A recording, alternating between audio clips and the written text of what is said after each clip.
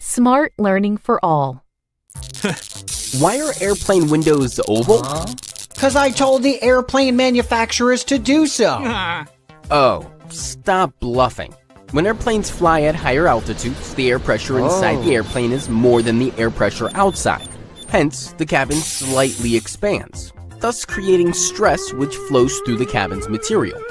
Now, when the windows were square or rectangular, the stress caused tension to build up at the corners of square windows. This tension produced cracks in the cabin, thus leading to crashes.